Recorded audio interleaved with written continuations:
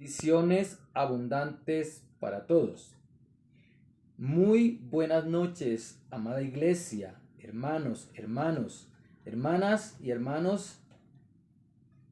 Sean bienvenidos a nuestro culto evangelístico de los viernes que hemos denominado Armonía de los Evangelios. Es un privilegio inmerecido. Siempre lo digo, es un privilegio que no merezco poder compartir de la palabra del Señor, poder compartir lo que Dios tiene para su iglesia, es algo que no tiene precio. Poder expresar lo que tiene el Todopoderoso, el Creador de todo lo que existe, el sustentador de todo el universo, nuestro Dios. Y en esta ocasión, en este viernes evangelístico que hemos denominado Armonía de los Evangelios, me corresponde compartir sobre la ocasión en donde Jesús, nuestro Señor Jesús, es buscado por su familia.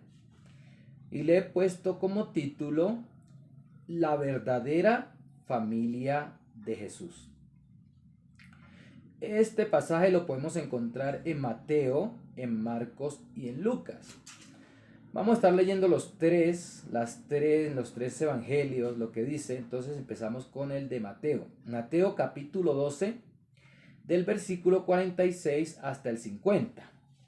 Dice así: Mientras él aún hablaba a la gente, he aquí su madre y sus hermanos estaban afuera y le querían hablar. Y le dijo uno: He aquí, tu madre y tus hermanos están afuera y te quieren hablar.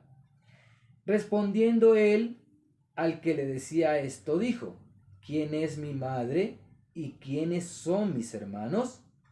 Y extendiendo su mano hacia sus discípulos, dijo: He aquí mi madre y mis hermanos. Porque todo aquel que hace la voluntad de mi Padre que está en los cielos, ese es mi hermano y hermana y madre. En Marcos 3, del versículo 31 hasta el 35 dice: Vienen después sus hermanos y su madre, y quedándose afuera enviaron a llamarle.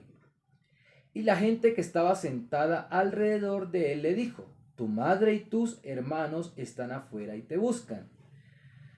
Y él les respondió diciendo: ¿Quién es mi madre y mis hermanos? Y mirando a los que estaban sentados alrededor de él, dijo: He aquí mi madre y mis hermanos, porque todo aquel que hace la voluntad de Dios, ese es mi hermano y mi hermana y mi madre. Y miramos lo que dice también en Lucas capítulo 8, del versículo 19 al versículo 21.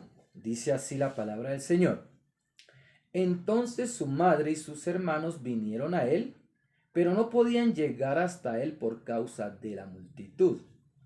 Y se le avisó diciendo: Tu madre y tus hermanos están fuera y quieren verte. Él respondiendo les dijo: Mi madre y mis hermanos son los que oyen la palabra de Dios y la hacen. Gloria a Dios. Señor y Dios, te damos gracias por tu palabra, porque es viva, es eficaz, es penetrante, nos enseña, nos ayuda, nos fortalece, nos guía. Señor, ella es la que nos alimenta cada día, Señor. Por medio de tu palabra podemos conocerte más, Señor, para poder hacer tu voluntad, Señor, y cumplir con tu propósito. Te damos gracias por esta palabra, Señor, que sea de bendición, de edificación para nuestra vida. Padre eterno, te damos gloria en el nombre de Jesucristo, nuestro Señor y Salvador. Amén y amén. Gloria a Dios. Entonces, tenemos aquí a Jesús. Primer punto que tengo es Jesús cumpliendo con su ministerio. A Jesús lo vemos siempre predicando la palabra. En el Evangelio, en los Evangelios, cuando leemos en todos los Evangelios, desde Mateo hasta Juan, Jesús siempre está cumpliendo con su ministerio. Está predicando la palabra, está haciendo milagros, está compartiendo el mensaje de salvación, está anunciando el reino de Dios. Siempre está haciendo una obra conforme a su propósito, el cual vino a cumplir. Entonces, el Señor hacía su ministerio, cumplía con lo encomendado por el Padre, anunciaba el reino de Dios, predicaba la palabra siempre con autoridad y con sabiduría. En esta parte de la sabiduría podemos mirar algo muy importante. La autoridad lo sabemos porque se manifestaba en los milagros, se manifestaba en el poder de la palabra. Y en la sabiduría podemos mirar algo interesante. Vemos que Jesús decía las cosas con una sabiduría sobrenatural. Era algo característico de Jesús. Todo lo hacía de una manera que parecía natural, pero era sobrenatural al mirar los resultados. Miramos en la antigüedad, en el Antiguo Testamento, que el hombre más sabio fue Salomón, que le pidió a Dios sabiduría cuando Dios le dijo que qué quería que le diera. Salomón pidió sabiduría y Dios le dio sabiduría. Pero la sabiduría de Salomón, que fue el hombre más sabio en la antigüedad, fue solamente una sabiduría intelectual. La sabiduría de Salomón no trascendió a lo espiritual. Y eso lo podemos notar porque él se dejó seducir por los placeres de este mundo. Y esa seducción, no tener esa sabiduría y esa prudencia y esa inteligencia para actuar en ese aspecto, los llevaron al fracaso. ¿Sí? Eso fue el fracaso de Salomón. Porque su sabiduría solamente estuvo en lo intelectual. No estuvo ni en lo emocional, porque sabemos que las mujeres extranjeras lo hicieron apartarse de Dios, y mucho menos en lo espiritual.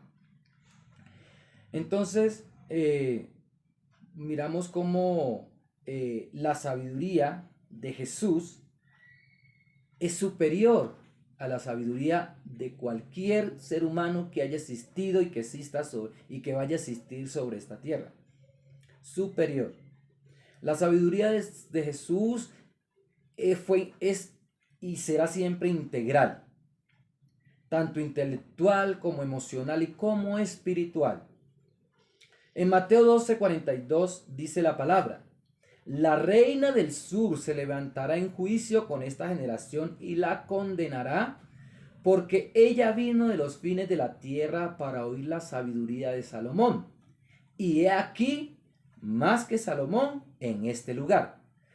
Aquí de más que Salomón se está refiriendo a nuestro Señor Jesucristo. Él es más que Salomón. Entonces, por eso el escritor del Evangelio, cuando Jesús estaba diciendo esto, porque Jesús mismo es que lo está diciéndole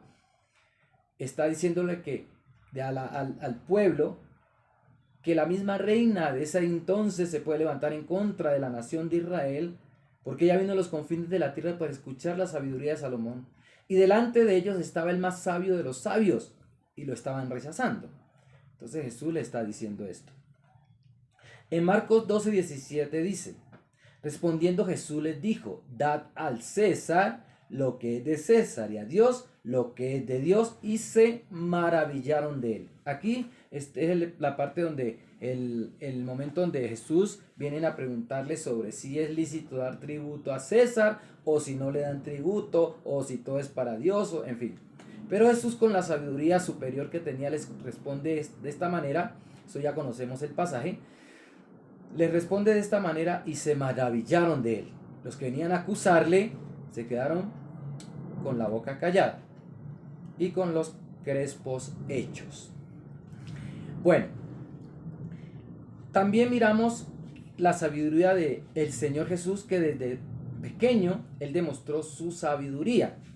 Cuando Jesús lo llevaron a Jerusalén y al devolverse él se quedó en el templo, eso conocemos también esa historia, él se quedó en el templo con los doctores de la ley preguntándole y respondiéndoles también cosas que ellos preguntaban. Y dicen en Lucas 2, 46 y 47, y aconteció que 3 días después le hallaron en el templo, sentado en medio de los doctores de la ley, oyéndoles y preguntándoles.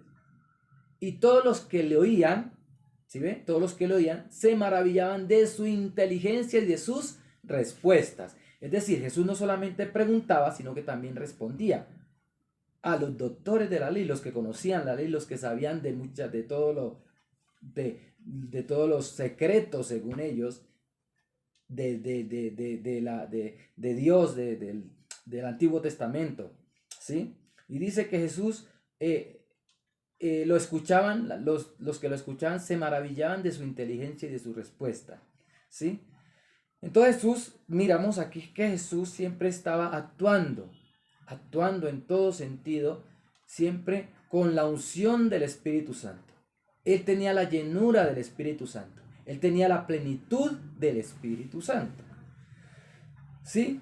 Por eso a Jesús siempre le seguían multitudes, porque era algo novedoso, algo que nunca se había visto en esos tiempos. ¿Sí? En cuanto a los milagros, también sabemos que hubieron muchos profetas que hicieron milagros. Elías, Eliseo, en fin, si nos ponemos a mirar, muchos profetas, pero Jesús superó a todos ellos. ¿Sí? Y entre las multitudes que seguían a Jesús, habían quienes lo apoyaban, otros lo odiaban. Como ya miramos, buscaban la ocasión para hacerlo caer. Otros lo seguían, ¿sí? Lo seguían bien con un propósito de entender, de aprender de él. Otros lo seguían para buscar algún beneficio, como los que querían hacerlo rey para que expulsara a los romanos del territorio de Israel y para que los nombrara ministros y en fin. ¿Sí? Algunos seguían a Jesús porque otros lo seguían. Es decir, como podemos mirar nosotros, escuchar el dicho popular que ¿para dónde va Vicente? ¿Para dónde va la gente? ¿Sí? Hay quienes siguen por lo que otros siguen, pero no tienen esa convicción propia de qué es lo que están siguiendo. Pero multitudes seguían a Jesús, eso sí sabemos. Unos con una motivación, otros con otra. Otros, la mayoría lo buscaba y lo seguía por obtener algún beneficio, fuera físico, fuera, en fin, de alguna manera querían un beneficio de Jesús. En Juan 6, 25 y 26 dice lo siguiente. Hallándole al otro lado del mar, le dijeron, Rabí, ¿cuándo llegaste acá? Respondió Jesús y les dijo, de cierto os digo que me buscáis, no porque habéis visto las señales, sino porque comisteis el pan y os saciasteis. Entonces miramos cómo a Jesús lo seguían la mayoría para buscar algún beneficio. Y eso nos sucede a nosotros actualmente. A Jesús lo buscamos siempre por algún beneficio. ¿Sí? Por eso Jesús, el segundo punto que tengo que es que Jesús no daba lugar a las distracciones. Entonces, así como terminamos el primer punto, la motivación en nosotros de seguir a Jesús, en la mayoría, y no en todos, pero en la mayoría de los casos, no es la motivación correcta. ¿Sí? Muchos llegamos buscando a Jesús para satisfacer una necesidad, sea física, o sea emocional, o sea económica. Es decir, para ser sanados de una enfermedad, o buscando buscando prosperidad económica, o buscando reconocimiento, ¿sí? En fin, Por eso es que hay muchos movimientos en donde cada quien, según lo que busca, lo encuentra. Por eso los que buscan eh, eh, prosperidad económica, enriquecerse, buscan el evangelio de la prosperidad, o quienes solamente quieren obtener de Jesús alguna sanidad espectacular, buscan aquellos movimientos que solo promueven milagros y espectáculos y todo esto. Lo mismo pasa con si tenemos alguna crisis o deficiencia emocional, depresión, cosas así, o si el problema es intelectual también. Por ejemplo, hay muchos que llegan al Señor no porque crean en Él, y muchos que ni siquiera creen buscan de Dios, y muchos que no creen buscan a Dios para demostrar que ellos tienen la razón de que Dios no existe y que los demás están equivocados. Pero en todo esto, sea por un problema económico o de salud o emocional o en fin, por el problema que sea que hayamos llegado al Señor, así sea la motivación equivocada, lo maravilloso de la gracia y la bondad de Dios es que todo esto Dios lo utiliza, todas estas situaciones, el Señor las utiliza para encaminarnos correctamente hacia Él. Y cuando ya estamos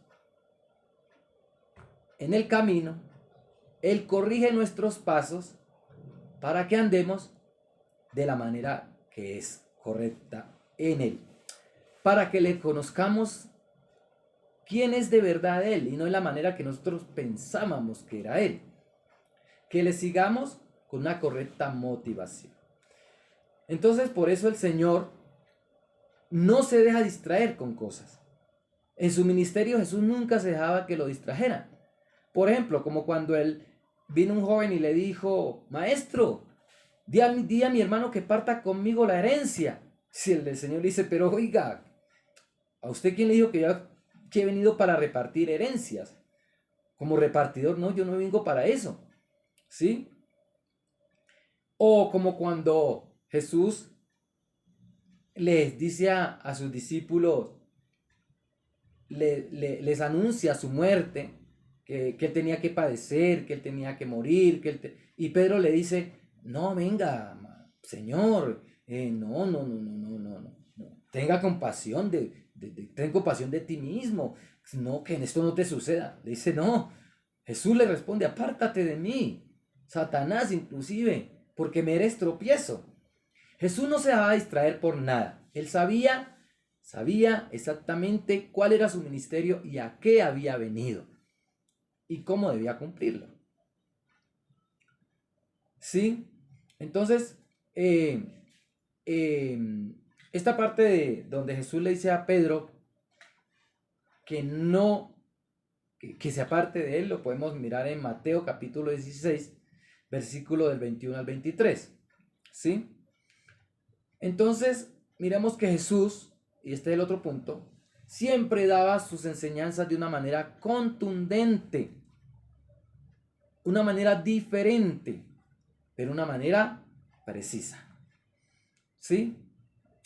Que tenían que aceptar que lo que Jesús decía era la verdad. Amén. Entonces, lo que hemos visto en estas ilustraciones, podemos decir que Jesús, antes de que le dijeran algo o le preguntaran, él ya tenía la respuesta correcta. Porque tenía, como ya dije, la plenitud del Espíritu, tenía el don,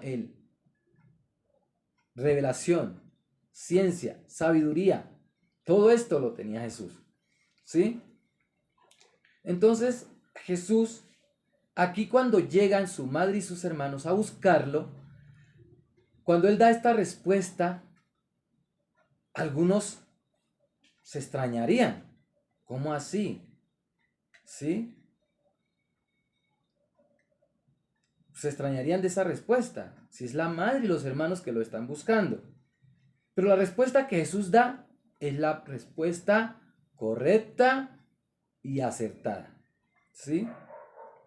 Miremos cómo había sido el proceder de los hermanos de Jesús. Como sabemos, Jesús, como cualquier niño, nació, creció en una familia con María y sus hermanos.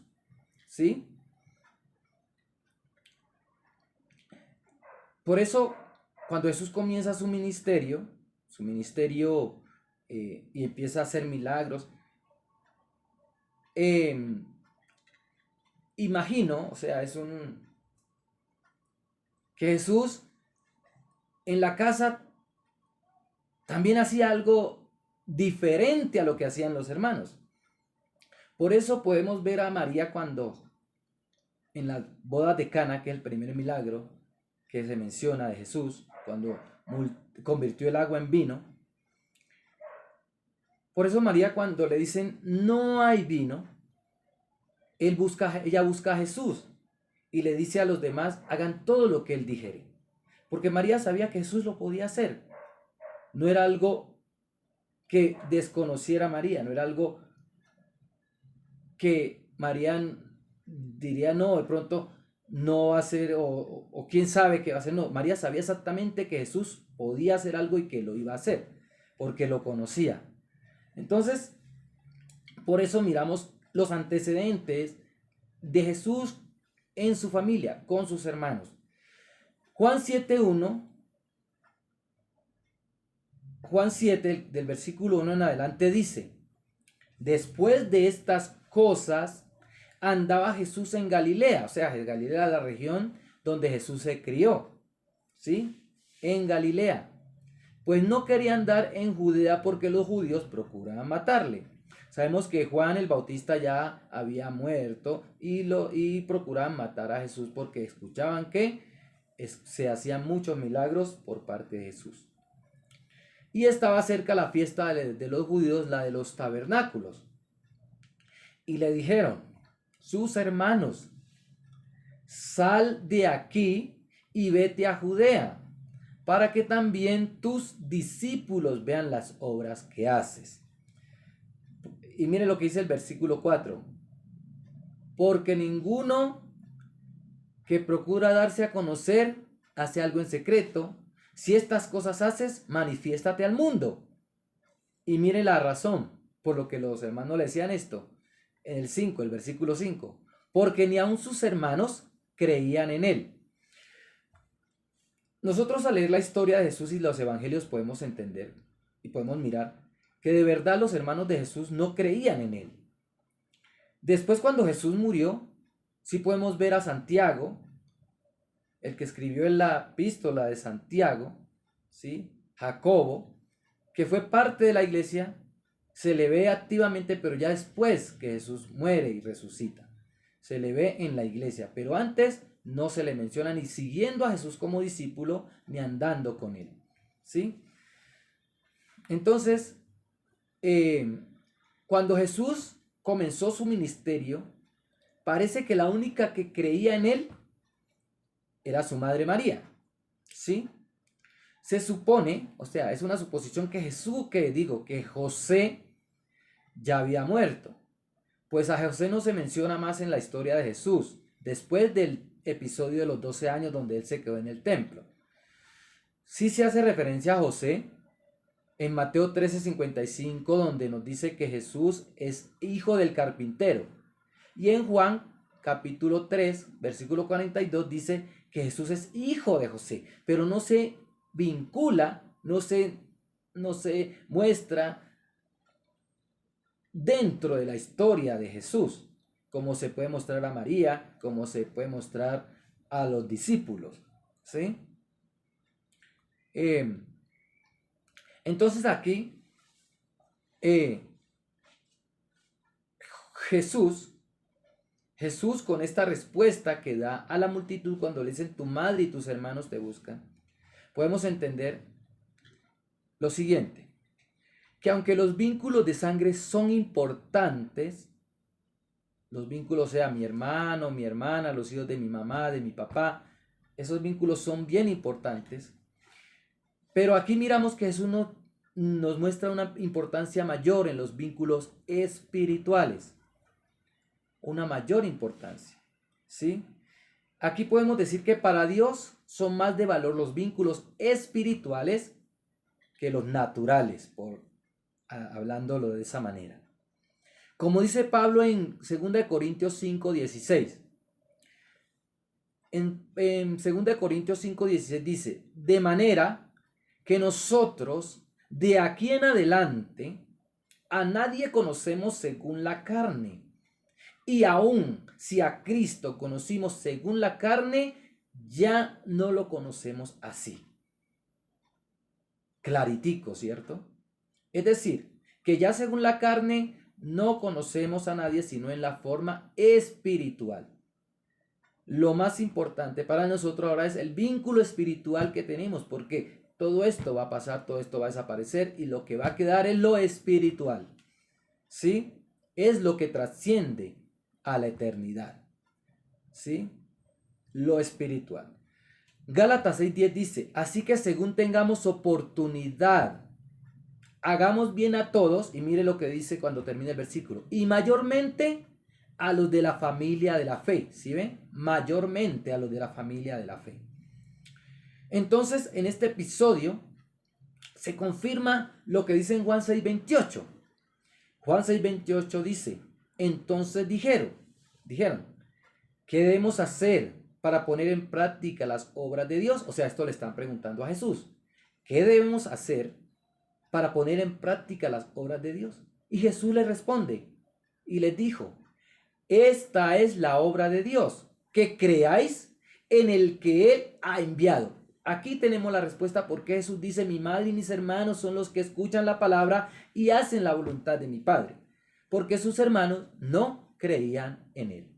Entonces, aquí Jesús nos dice, esta es la obra de Dios, que creáis en el que Él ha enviado. Y el enviado de Dios, pues obviamente es nuestro Señor Jesucristo. Juan 17:3 dice, y esta es la vida eterna, aquí está hablando Jesús, que te conozcan a ti, el único Dios verdadero, y a Jesucristo, a quien has enviado. Esta es la vida eterna.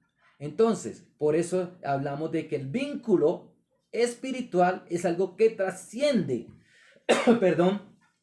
que trasciende a la eternidad, ¿sí? No es un vínculo de ahorita ni de mientras se acabó, se terminó, en fin, no, es algo que va más allá de esta tierra y de este mundo. Amén. Y aquí no miramos, o sea, no podemos mirar como que si Jesús se esté desquitando de sus hermanos o que le tenga rencor contra su familia. No, nada de esto, porque Jesús no había nada de esto. Jesús no es como nosotros. Sí. Sino que Él tenía claro cuál era su misión. Como ya dije, Él tenía claro cuál era su misión. Y cuál es el sentido correcto de las cosas. Por eso Él dice, mi madre y mis hermanos son los que oyen la palabra de Dios y la hacen. En el punto 4, ya concluyendo, podemos mirar que nosotros entonces somos la verdadera familia del Señor si hacemos su voluntad. Dios nos hizo renacer espiritualmente. Juan 1:12 dice, mas a todos los que le recibieron, a los que creen en su nombre, les dio potestad de ser hechos hijos de Dios, los cuales no son engendrados de sangre, ni de voluntad de carne, ni de voluntad de varón, sino de Dios. Juan 14:23 dice, respondió Jesús y les dijo, el que me ama, mi palabra guardará. El que me ama, mi palabra guardará, y mi Padre le amará, y vendremos a él y haremos morada con él. Y el versículo 24 es el que dice así también, el que no me ama, oiga bien, el que no me ama, no guarda mis palabras. y la palabra que habéis oído no es mía, sino del Padre que me envió. ¿Sí? Es decir, si nosotros estamos en el Señor, tenemos que guardar su palabra y así mostramos nuestro amor a Él. La forma de mostrar que pertenecemos verdaderamente a la familia de Dios es con nuestra obediencia a Él. Es decir, al desobedecer al Señor estamos negando nuestra familia espiritual y nuestra fe. Primera de Pedro 1:3 dice: bendito el Dios y Padre de nuestro Señor Jesucristo, que según su grande misericordia nos hizo renacer para una esperanza viva por la resurrección de Jesucristo de los muertos. Entonces, ¿qué podemos concluir? Que somos parte de la mejor familia del universo.